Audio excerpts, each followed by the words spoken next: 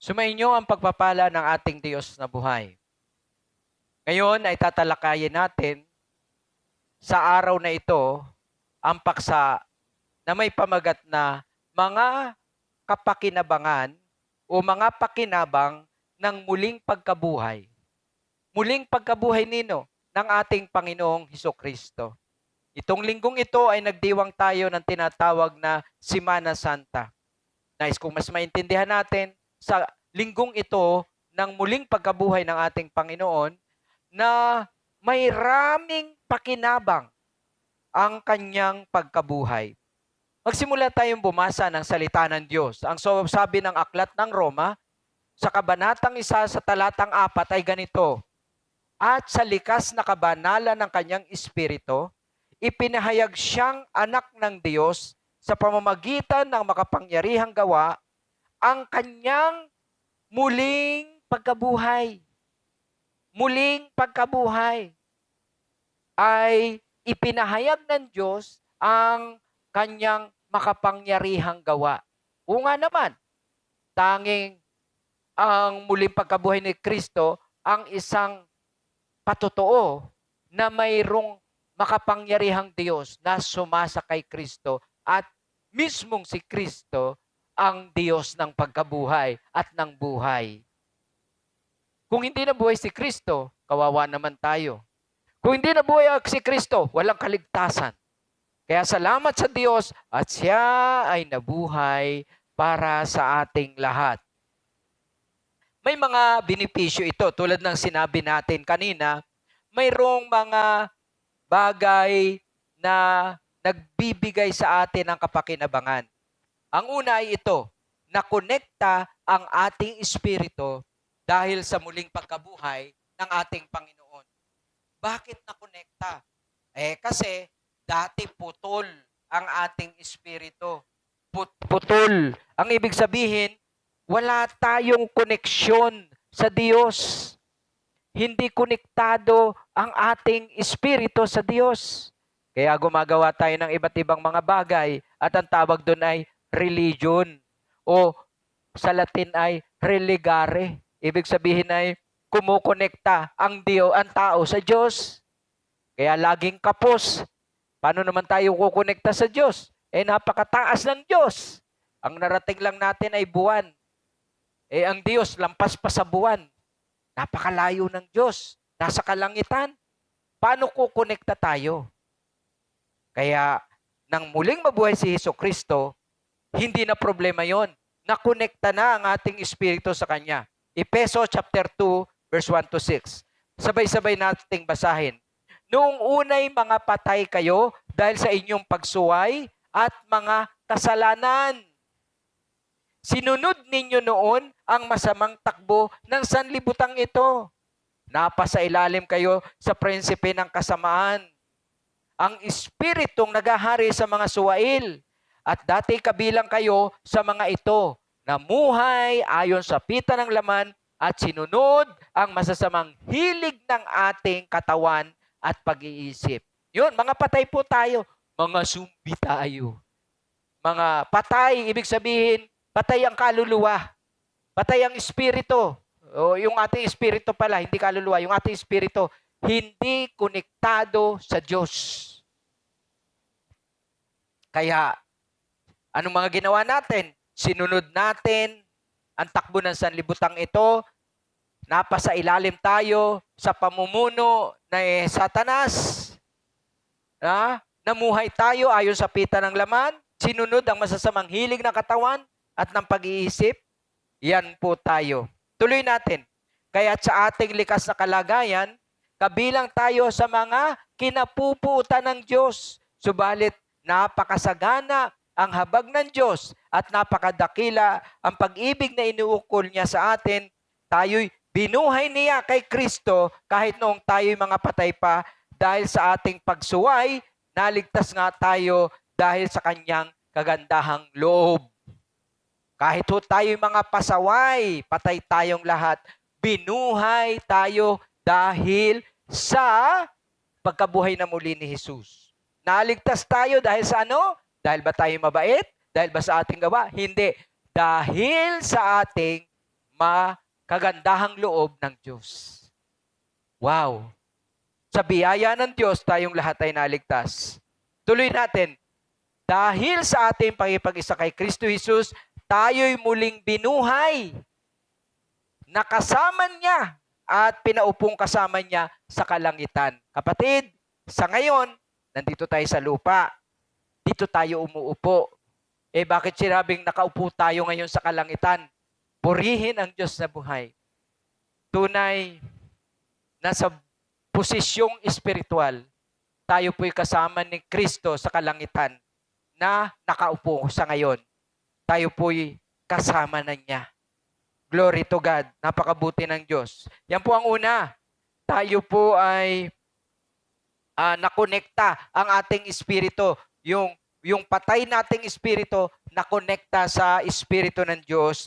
Kaya ho, dinadaluyan na tayo ngayon ng kapangyarihan ng Diyos. Kahit po anong ganda ng mga appliances natin, kahit anong bago pa niyan, kung hindi mo po isasaksak sa sakit, kahit naman may sakit, kung wala namang dumadaloy na kuryente, brownout, wala din.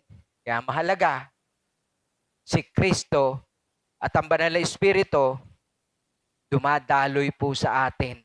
Amen? Dumadaloy sa atin. Praise be to the living God. Pangalawa po, ito, muli tayong isinilang. Tayo po'y isinilang na muli dahil sa pagkabuhay muli ni Kristo. Ano sabi ng unang Pedro? Kabanatang 1, ang sabi, purihin natin ang Diyos at Ama ng ating Panginoong Hesukristo. Dahil sa laki ng habag niya sa atin, tayo'y isinilang sa isang bagong buhay sa pamamagitan ng muling pagkabuhay ni Hesukristo. Isinilang na humuli tayo. Born again ho, na born again tayo, hindi sa laman, kundi sa Espiritu. Sa laki ng habag niya sa atin, hindi ho dahil sa mabait tayo, relihiyoso tayo, gwapo, maganda tayo, matalino. Hindi po yun. Hindi po yun. Dahil sa kagustuhan ng Diyos. Bakit naman gusto ng Diyos? Nahabag sa atin. Ba't naman nahabag sa atin? Mahal niya tayo. Kaya dahil dito, isinilang tayo. Isinilang na muli, hindi tayo pumasok sa sinapupunan ng ating ina. Kung hindi, isinilang tayo sa Espiritu. Ang tawag po dyan ay katulad nung binanggit ni Juan sa Kabanatang 3, Talatang 3, you must be born again. Tinanggap nyo na po ba ang ating Panginoon? Naranasan nyo na po ba ang born again experience? Dapat. Kung hindi, kapatid, patay ka. Talagang patay ka. Ibig sabihin, wala kang connection sa Diyos. Hindi konektado ang iyong ka-espiritu, the spirit of man, to the Spirit of God. So kahit anong ganda mo pang appliances ka, kahit brand new ka, kahit bagong gadget ka, ang gaganda ng iyong mga features, hindi ka naman nabubuhay, useless. Walang gamit, display ka lang. Tulad mo, kung hindi ka pa born again, hindi mo pa tinatanggap si Kristo bilang Diyos at personal tagapagligtas ng buhay, sumbi. Nabubuhay ka lang, humihinga, kumakain, pero patay. Patay ka sa tingin ng Diyos. Pagkakataon mo na ngayon na mabago ang buhay mo kung tatanggapin mo na si Kristo na buhay para sa iyo. Hallelujah. So yan ho, ang pangalawa. Ang pangatlo, dahil tinanggap mo ang Diyos, naging bayan tayo ng Diyos. Naging bayan, naging pamilya tayo ng Diyos. Naging pagmamay-ari tayo ng Diyos. Inangkin tayo ng Diyos. Anong sabi? 2 Timoteo, Kabanatang 1. Ang sabi, na nagligtas sa atin at tumawag sa atin upang tayo'y maging kanyang bayan. Ito'y ginawa niya sa pamamagitan ni Kristo Jesus. Hindi dahil sa ating mga gawa, kundi ayon sa kanyang layunin at kagandahang loob na inilaan sa atin bago pa magsimula ang panahon. Nagligtas sa atin upang tayo maging kanyang pamilya, maging kanyang anak, maging kanyang bayan, maging kanyang mga pinili, tinawag, inangkin niya tayo. Praise be to the living God. Kaya, napakabuti talaga ng Diyos, kapatid. Dahil siya ay nabuhay na mag-uli. Pang-apat, binigyan tayo ng katagumpayan laban kay Satanas. Yan ang nagawa ng muling pagkabuhay ng ating Panginoon. Alam natin, nung ikatlong araw, ang ating Panginoon, alam natin, nung siya'y mamatay, bumaba siya doon sa impyerno. Diba? Sabi ng Biblia. Nung nandun siya, tuwan-tuwa ang mga demonyo. At sabi, patay na si Jesus. Nakita natin ang Panginoong Jesus. Biglong nabuhay. Doon, nagpakita sa mga demonyo. Takbuhan ng mga demonyo. Akala nila, panalo na. Knock out ang kalaban na si Jesus. Sabi ng demonyo, knock out na. Talo na. Hindi na bumangon. Panalo na tayo.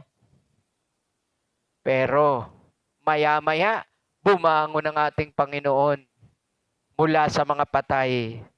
Dahil doon, tinadyakan ng Panginoon ang liig ni Satanas. Ang sabi, Satanas, akin na nga yung susi ng buhay at kamatayan.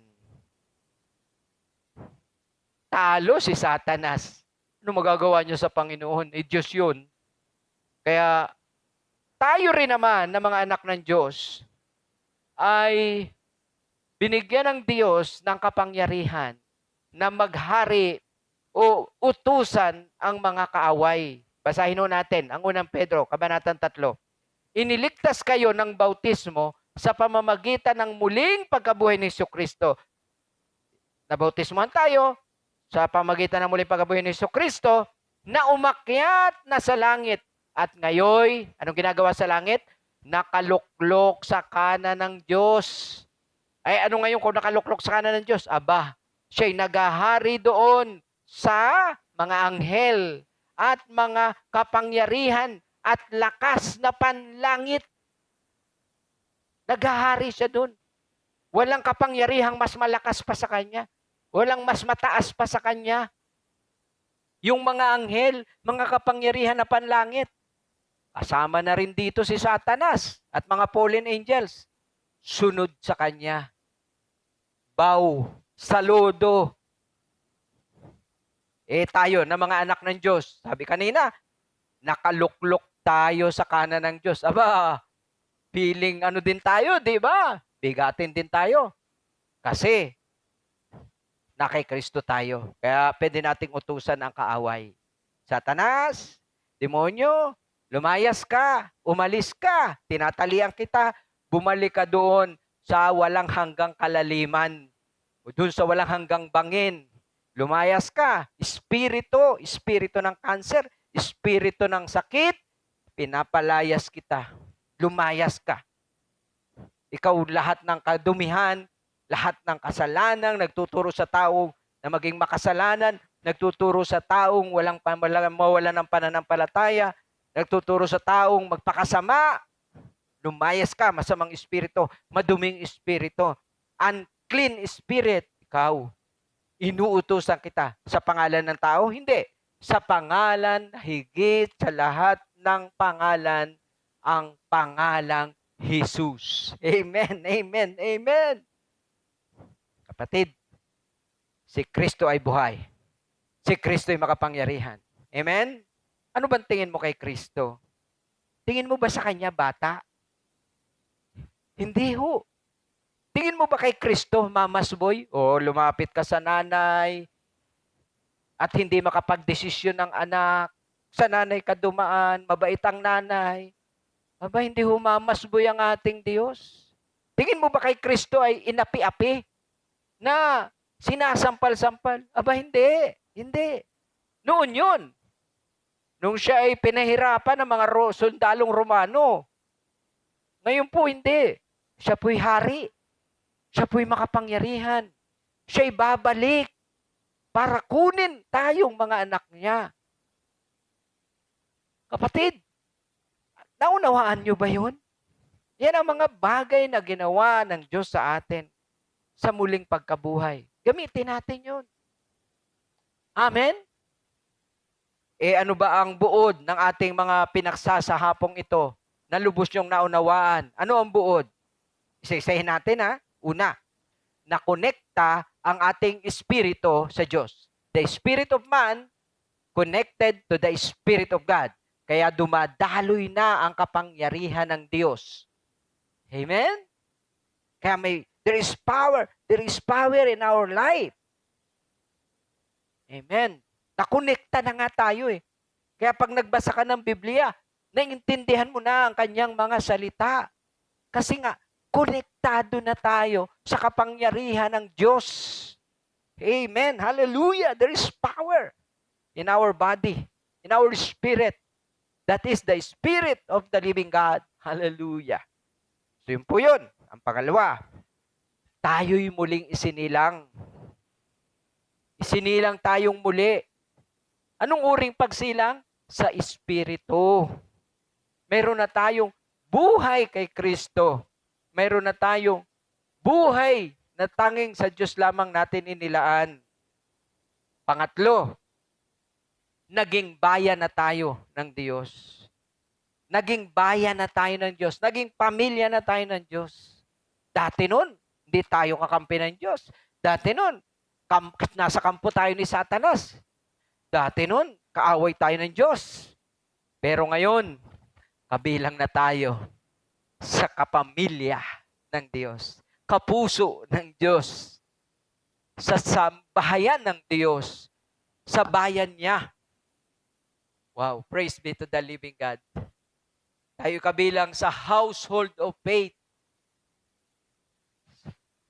Sa tahanan ng pananampalataya. Glory to God. At pang-apat, of course, anak na tayo ng Diyos. Mayroon na tayong katagumpayan. Laban kay Satanas. Hindi pala ganun. Doon, kay Satanas. Laban kay Satanas. Wala na ho siyang laban sa atin. Tapak-tapakan na ho natin. I-exercise na ho natin ngayon. Gamitin natin ang ating authority ngayon. Na buhay. Meron ho tayong pinaglilingkurang Diyos na buhay. Hindi ho patay. Yung Diyos nila patay. Isa-isahin niyo po ang Diyos nila. Lahat patay. Si Muhammad, patay. Si Gautama Buddha, patay. Si Kongfuchi, patay.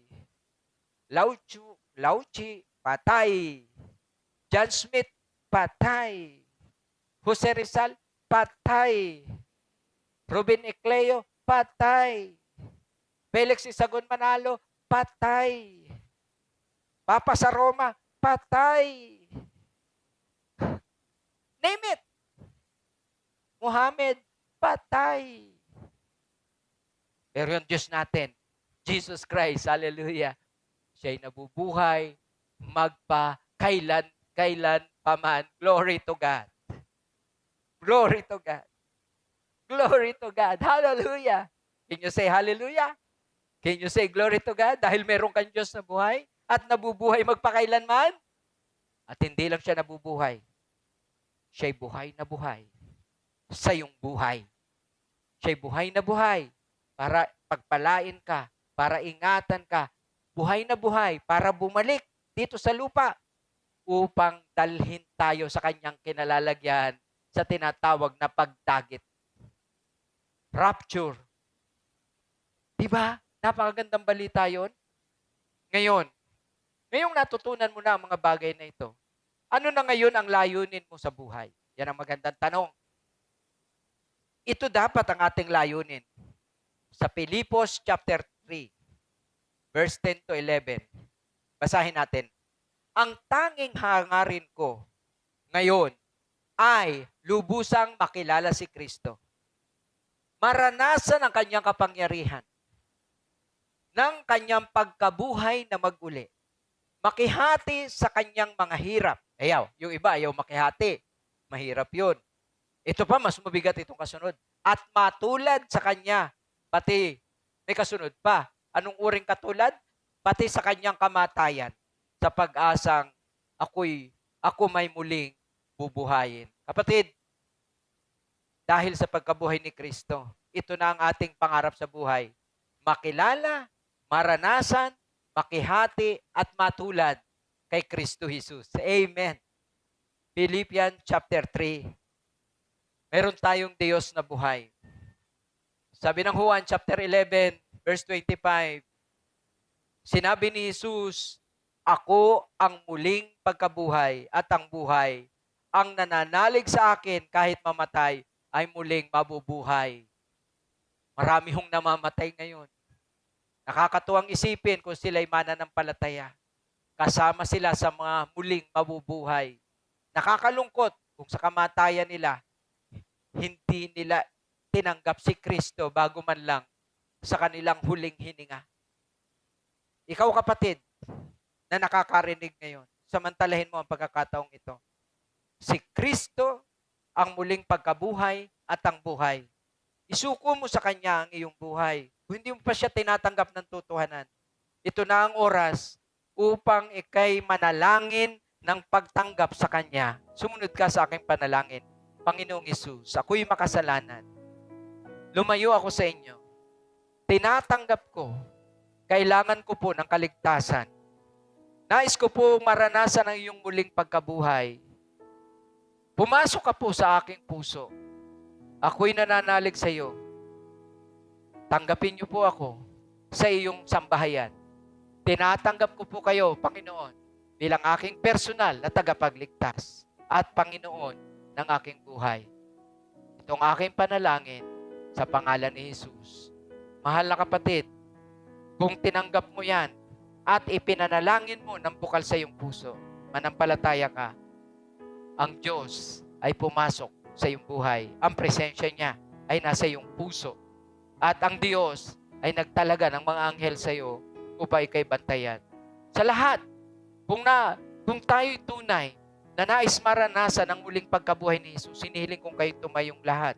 Sumunod ka sa aking panalangin. Bukas mo ang iyong mga palad. O dakilang Diyos, tinatanggap ko na ikaw ay muling nabuhay. Panginoon, nais kong tanggapin ang mga benepisyo ng iyong muling pagkabuhay. Nais kong maranasan ang kapangyarihan ng iyong muling pagkabuhay. I-connecta mo ang aking espiritu sa inyong espiritu. Nais kong ako'y iyong muling isilang, Panginoon, sa espiritu. At nais kong ako'y maging bayan, maging kasama mo sa iyong pamilya. At Panginoon, dahil sa kapangyarihan pinagkaloob mo sa amin, ginagamit ko ngayon ang katagumpayan laban kay Satanas. Kapatid, patuloy mong iunat ang iyong kamay. Tanggapin mo ang pagpapala ng Diyos. Sa pangalan ni Jesus, tinatanggap ko ang kagalingan sa aking lupang katawan. Ako'y malusog, ako'y malakas. Tinatanggal ko at inaayawan anumang uri ng sakit. Anumang uri ng sakit na nagpapahirap sa aking katawan. Anumang buto na may sugat o may bali o laman na may dugo o may bukol o bahagi ng aking mga organo sa loob ng aking katawan na may nakaharang na bato, na infection, may nana, o may bukol, o may tumigas na bagay na nakaharang, o may sugat, sa pangalan ni Jesus, aking inuutusan, matunaw, matuyo, mawala, sa pangalan ni Kristo Jesus, dakilang Diyos, inyo po Panginoong ipatong ang iyong kamay na mayroong kapangyarihan upang matunaw, matuyo, mawala ang mga bagay na ito sa aking lupang katawan. Salamat po, Panginoon. At tanggalin nyo maging ang mga bagay na nakabara sa mga ugat, mga bagay na nagpapasikip ng mga litit sa pangalan ni Kristo Jesus. Salamat po, Ama. Dahil sa ginawa mong yan, Panginoon, ako'y nakakaasa, Panginoon, na isang malusog na katawan na gagamitin mo para maglingkod sa inyo. Hallelujah. Tanggalin mo rin ang mga espiritong umaaligid, nagbibigay ng kaguluhan ng pag-iisip, depression, pagnanasang patayin ang sarili, na nagtudulot ng galit, ng puot sa ibang tao, ng mga hinanakit. Tanggalin niyo po ang hindi pagkakatulog, ang kawalan ng kapayapaan. Dakilang Diyos, Sa halip, tinatanggap ko ang kapangyarihan ng banal na Espiritu sa aking buhay. Salamat po, Ama, sa pagkilos ng iyong banal na Espiritu at sa iyong kapangyarihan. Tinatanggap ko ang iyong muling pagkabuhay. Tunay, Panginoon, ang iyong sinabi, ikaw ang buhay at muling pagkabuhay. Hallelujah. At nananalig kami sa inyo. At kahit kami mamatay, alam namin kami muling mabubuhay. Sa piling mo, kasama ka. Salamat, Panginoon, sa katagumpayang ito. Dahil dito, kami mabubuhay ng mapayapa. Mabubuhay ng may pagpupuri sa inyong banal na pangalan. Sa pangalan ni Kristo Jesus. Amen, amen, at amen. Pagpalaing lahat kayo, mga kapamilya, sa Amazing Grace. Sumayin nyo ang pagpapala ng Diyos. Sumayin nyo ang kanyang mga anghel na magbabantay sa inyo sa tuwina. Ingatan kayo sa anumang uri ng karamdaman, lalo na sa COVID-19.